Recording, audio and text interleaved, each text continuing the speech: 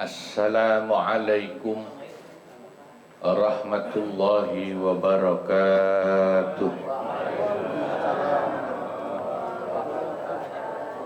Ila hadratin nabiyil mustafa sayyidina Muhammadin sallallahu alaihi wasallam wa khususan syekhina al-mukarram wa muallifi hadzal kitabi wa syarihi radhiyallahu anhum syai'un lillahi lahumul fatihah.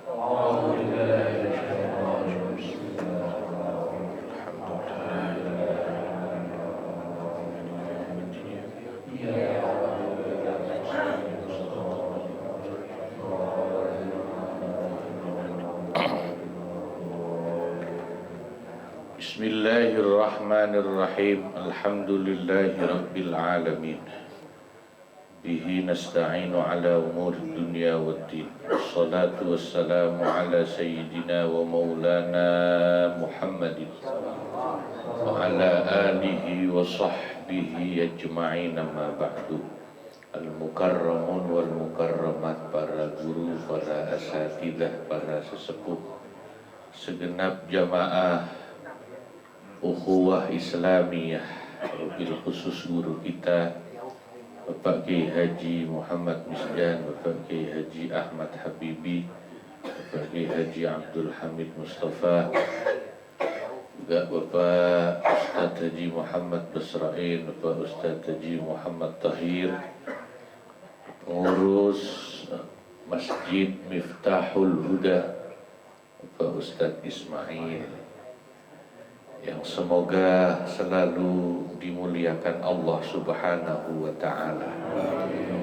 Bapak Ibu jamaah yang hadir semua, semoga Allah selalu catat kita dalam deretan umatnya Rasulullah sallallahu alaihi wasallam.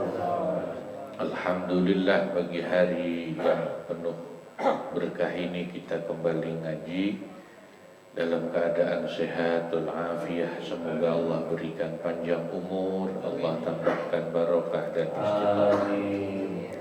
Hari kita lanjutkan mengaji kitab Fathul Mu'in halaman 120 yang bawah ya. Bismillahirrahmanirrahim. Wa fi syarhil minhaji wal irsyadi lahu. Itu ya. Dan di dalam dua syarah kitab Al-Minhaj dan kitab Al-Irsyad lahu yang dikarang oleh syekhihi atau syekhina, gurunya, pengarang kitab Fathul Mu'in, itu dikatakan lau mana'aha, seandainya ada seorang suami menghalangi istrinya nahwa nafaqati, untuk bisa mendapat nafkah, uang belanja, disengaja suami menghalangi tidak memberikan nafkah atau sebagainya, tujuannya litahtali'a minhu, supaya si istri minta dihulu dari suami, bimalin, dengan tebusan, fafa'alat, maka lalu istri melakukan hulu tadi, minta hulu tadi, minta cerai dengan tebusan, batolal hulu, maka hulunya itu batal, tidak sah. Masih ingat kan kemarin secara bahasa hulu itu namanya artinya nazm, melepas ya. Ya, jadi termasuk cerai, pisah tapi tidak raj'i. Hulu itu bain, tapi bainnya bainunah sughra. Nah, kalau seperti itu maka tidak disebut hulu, karena itu ada unsur kesengajaan suami supaya istrinya dipaksa hulu, minta cerai dengan menebus sebab sengaja tidak dikasih duit belanja. Wa waqa'a raj'iyan, dan cerainya, talaknya itu bukan jadi khulu tapi jatuhnya talak raj'i, talak biasa yang ada iddahnya dan dihitung raj'i. Talaknya talak yang bisa balik lagi, balikan lagi, itu namanya raj'i. Kalau khulu kan tidak bisa balik lagi, ya, tidak raj'i, betul-betul sudah tidak raj'i, tidak bisa balik lagi, sudah tidak suami istri. Kama naqalahu jam'un mutaqaddimuna, sebagaimana dinukil hal tersebut oleh segolongan ulama yang terdahulu, mutaqaddimun itu. Ani Syekhi Abi Hamidin, dari Syekh Abi Hamid Al-Isfiraini, ya. Kalau ada tulisan Syekh Abi Hamid dalam fikih Syafi'i, maka yang dimaksud adalah Syekh Abu Hamid Al-Isfiraini. Itu istilah fikih Syafi'i, ya. Sebab kalau tidak dikasih Al-Isfiraini nanti orang bingung. Imam Ghazali juga kunyahnya Abu Hamid, tapi Al-Ghazali, bukan Abu Hamid Al-Ghazali, bukan. Tapi Abi Hamid kalau dalam mustalahatul fiqhiyah itu Abi Hamid Al-Isfiraini, ya.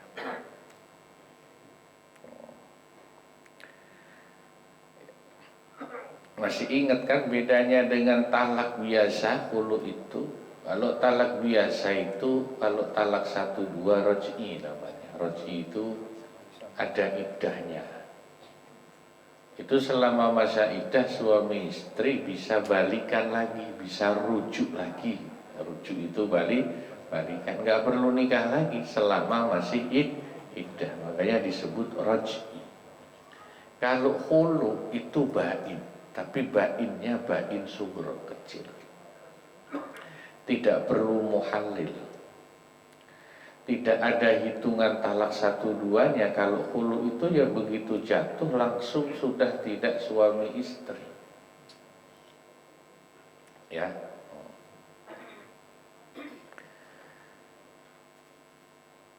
Betul-betul tidak suami istri. Kalau mau jadi suami istri lagi ya harus nikah ulang.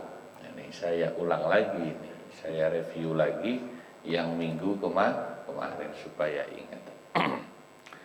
Aula biqasdi dzalika, atau kalau suami tidak ada niat seperti tadi, jadi nggak ngasih duit belanjanya itu memang bukan karena niat supaya istrinya minta cerai, minta khulu, tapi emang nggak ngasih aja.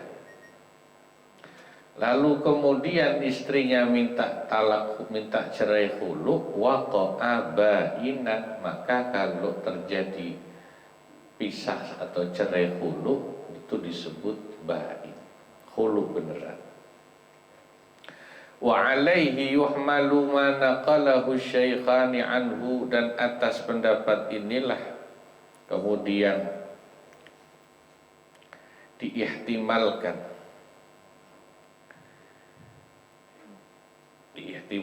itu, ya, atau bahasa Jawanya dimemperkan, dipantaskan pendapat yang telah dinukil oleh dua guru kita Asy-Syaikhan, sekali lagi dalam fikih Syafi'i itu yang dimaksud Imam Nawawi dan Imam Ar-Rafi'i.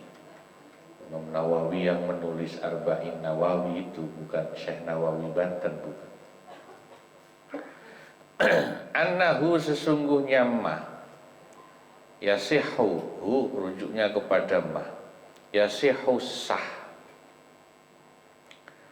wa ya khulunya sah, wa ya'tamu bi fi'lihi, tapi suami berdosa dengan melakukan hal tersebut. Fil halaini,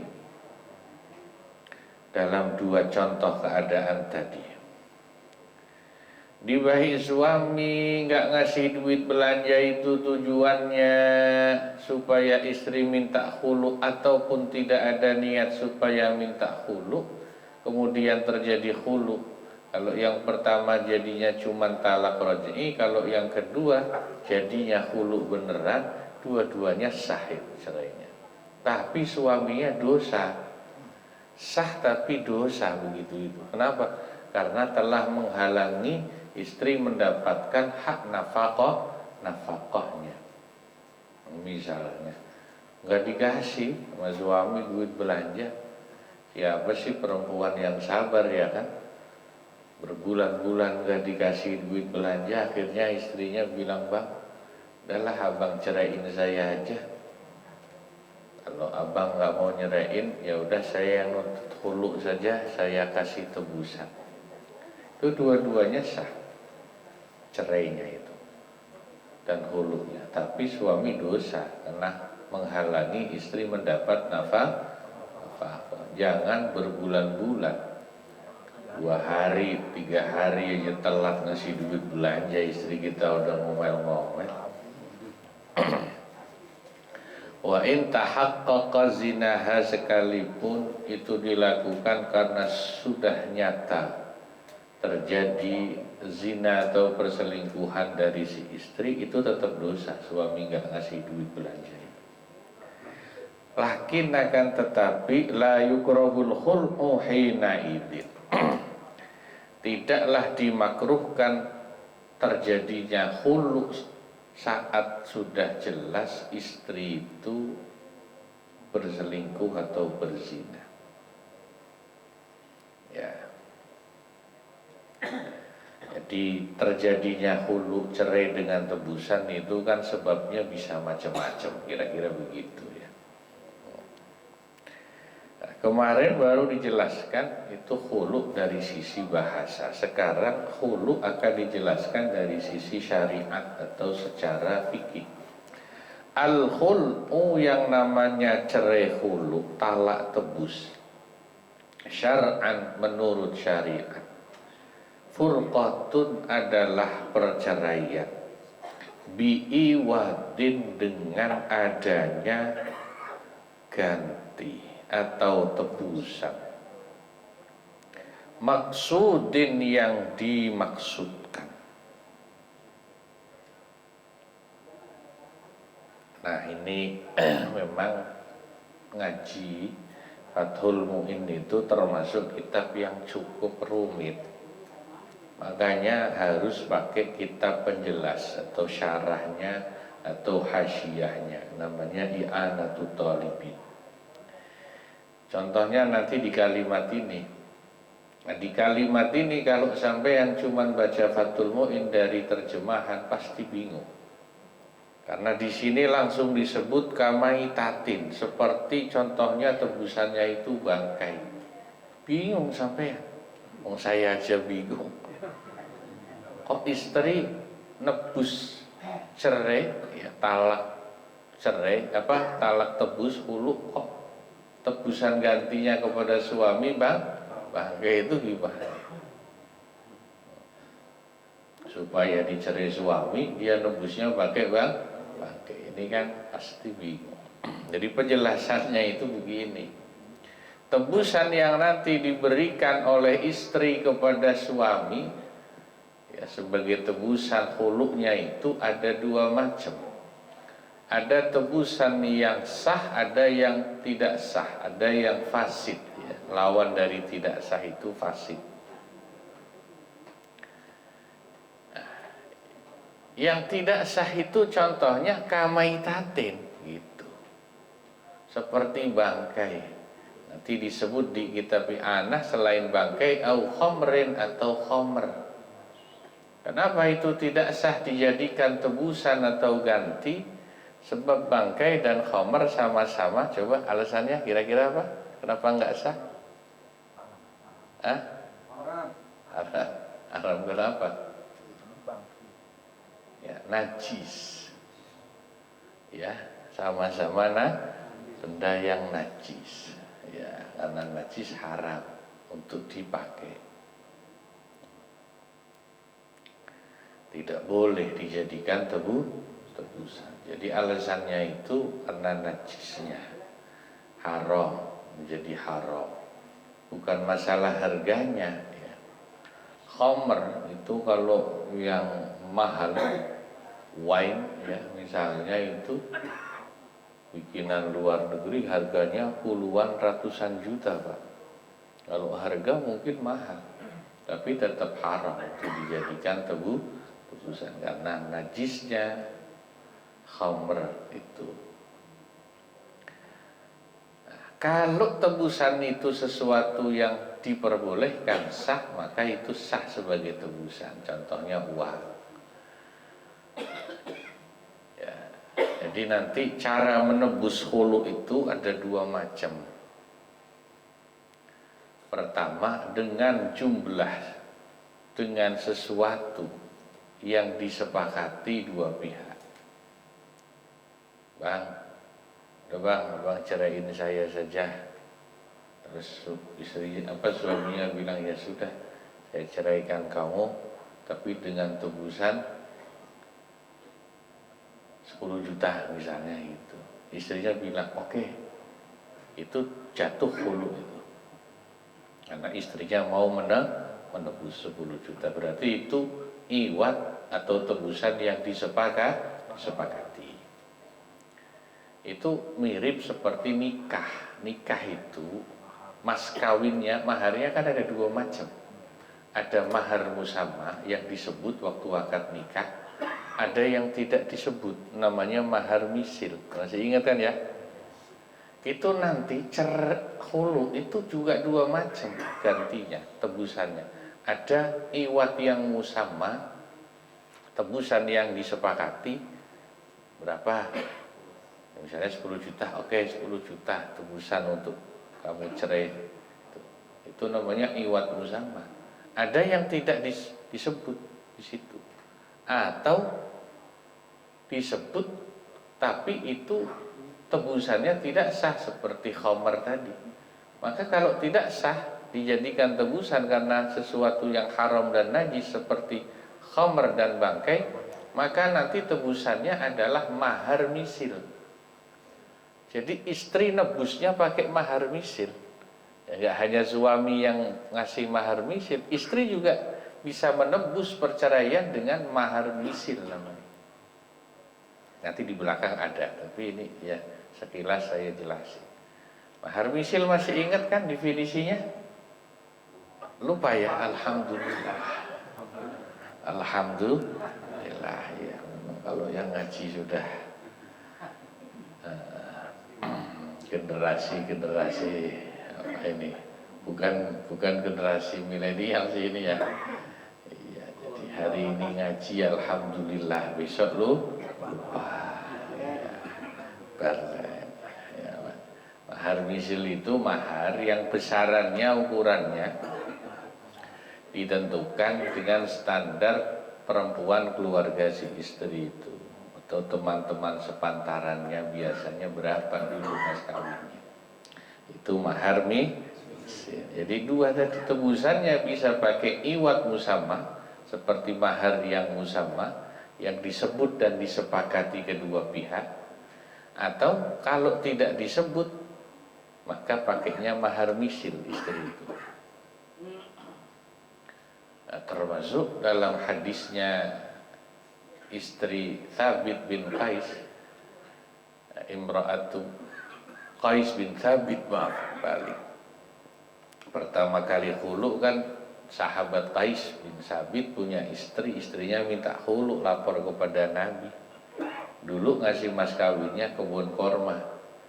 Maka ketika istrinya minta cerai, ya Nabi bilang, apa kau mau mengembalikan kebun korma yang dulu suamimu berikan sebagai mahar itu? Baik ya Rasul. Oke, maka sah hulukmu untuk cerai dengan tebusan tadi. Bisa juga mas kawinnya dulu dibalikin lagi ini sebagai bisa, asal sepakat, pokoknya itu namanya iwat musamma. Nah, kalau sesuatu yang tidak disebut maka nanti pakainya mahar misil.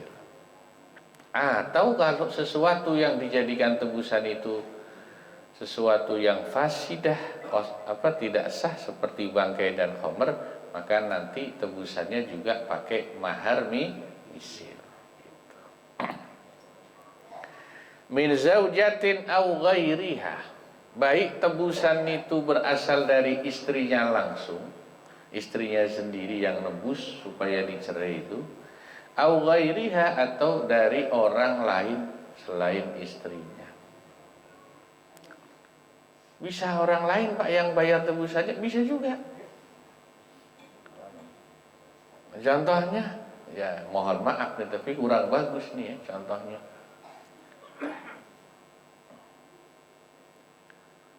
Istrinya udah gak demen sama suaminya, minta cerai bang, nanti saya tebus.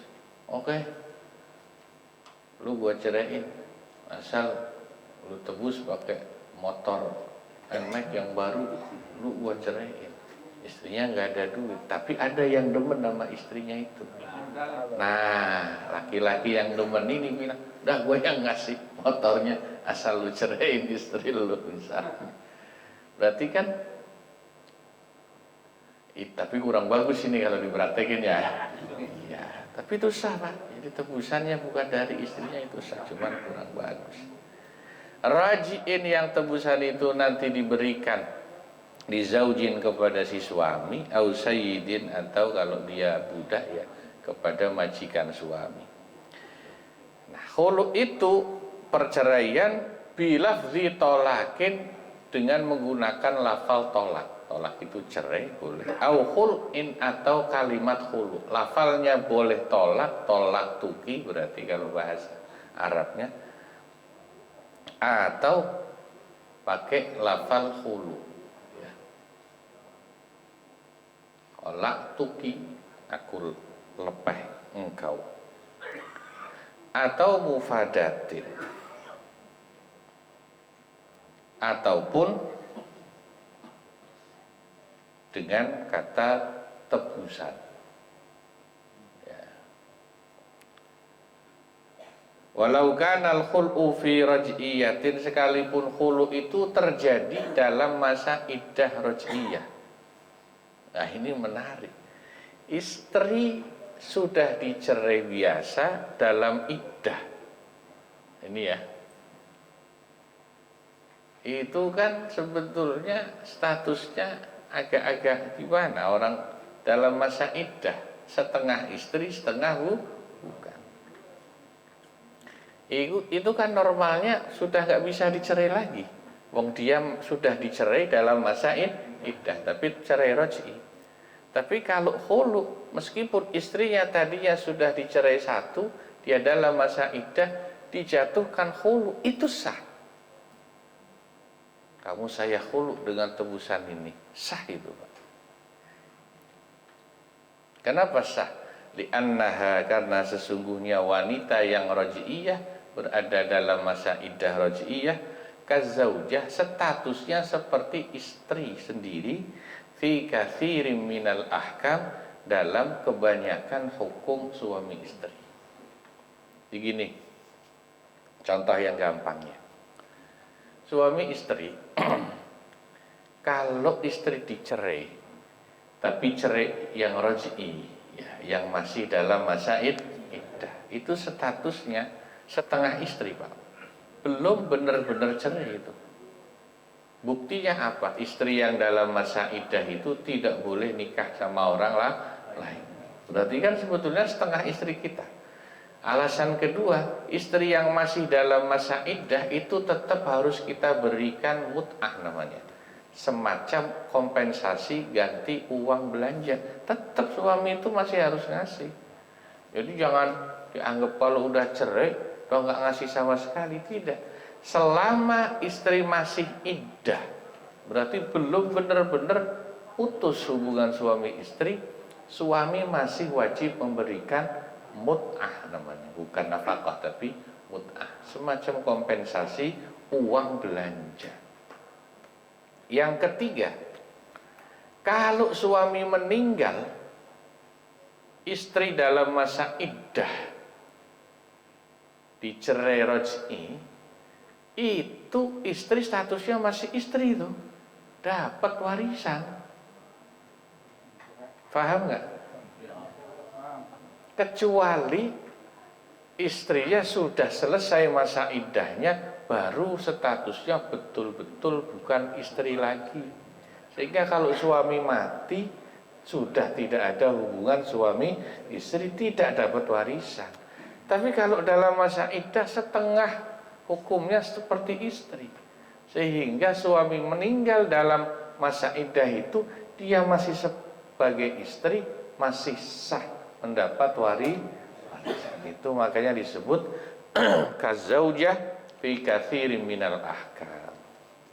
Maka sah menjatuhkan khulu dalam masa iddah raj'iyah. Ya. Falau jaral khulu bila dzikri iwatin wallahu a'lam bishawab. Dah dikit-dikit dulu dah. Ngajinya boleh banyak-banyak ya. Kita juga banyak lupanya ya. Wallah, moga-moga manfaat. Assalamualaikum warahmatullahi wabarakatuh.